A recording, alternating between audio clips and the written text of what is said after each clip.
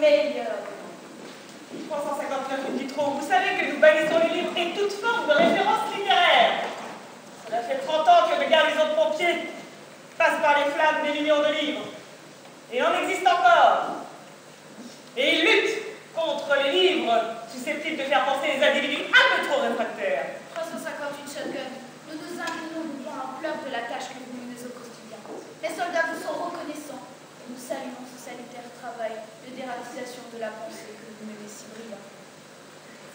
En parfait accord avec la théorie du savant Huxley, mon ouvrage de base,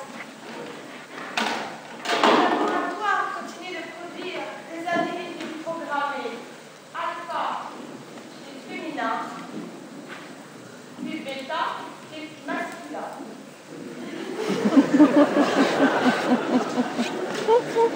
Depuis 2060,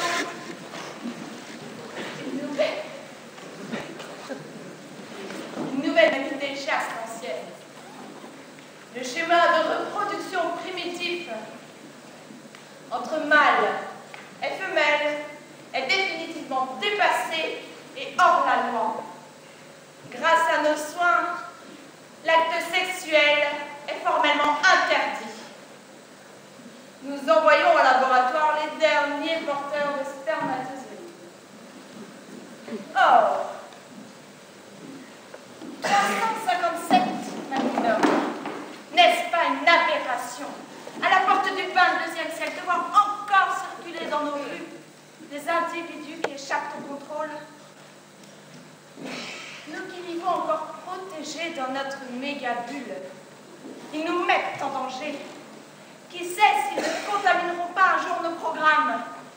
Ce sont des virus ambulatoires. 359 in vitro. Je vous rejoins sur ce point précis. Ce que vous appelez virus ambulatoires, nous les appelons, nous autres, spécialistes de l'image, des tâches.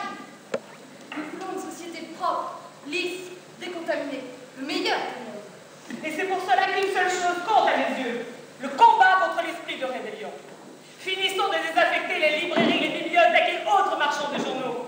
Cela fait maintenant 30 ans que les garnisons de pompiers passent par les flammes de millions de livres, et il en existe encore.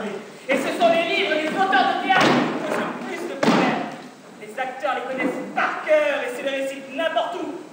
Démolissons les comédiens et passons la pensée par les flammes. Le vrai contre un feu l'arbre, contre un feu l'autre, contre un feu le mot, contre un feu le livre, contre un feu tout feu tout flamme, tout feu tout flamme. Elle a raison. Brûlons leurs livres, arrachons leur langue à leurs interprètes. Oui. Ce n'est toujours les mêmes. La bande à Shakespeare. Shakespeare. Et Ionesco. Et puis C'est vrai, nos passions les plus dures se joutaient à la pensée de ces canailles. Ils y fréquentaient, comme dit Huxley, tout plein de bêtises d'avant la civilisation. C'est donc bien au spectacle vivant qu'il faut nous en prendre. Ouais. Détruisons les théâtres. Interdisons les spectacles de rue. Nous aurons cause gagnée. Ouais. Mes amis, la violence et la répression sont encore impuissantes face à l'esprit de résistance. Je vous propose un moyen plus sûr. 357 Magnum m'a confié un ouvrage qui m'a permis à réfléchir. Il s'agit du 1984 de George Orwell. Écoutez, c'est la cinéphile qui parle. 357.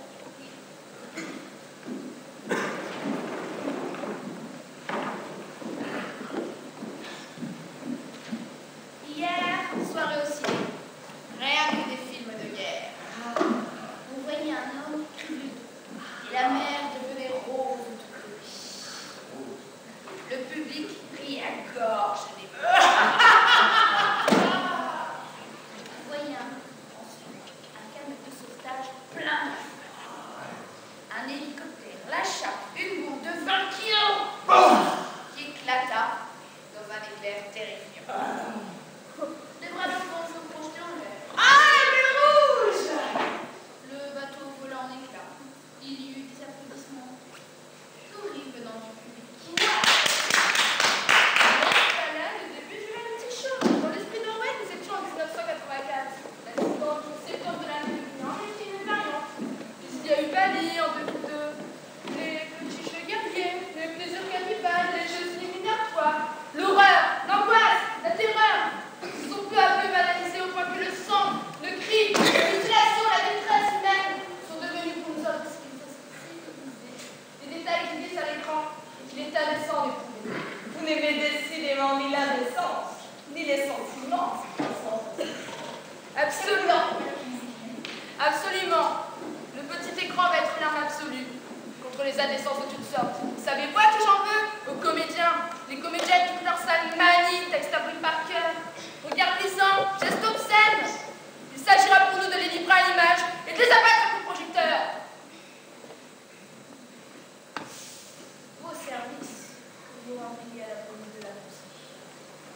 service que vous rendriez à la science.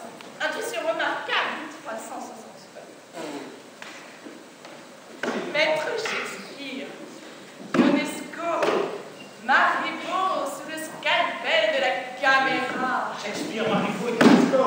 Et trancher le texte. Tranchez le texte. Et tirer les tripes à l'air. Tirez les tripes.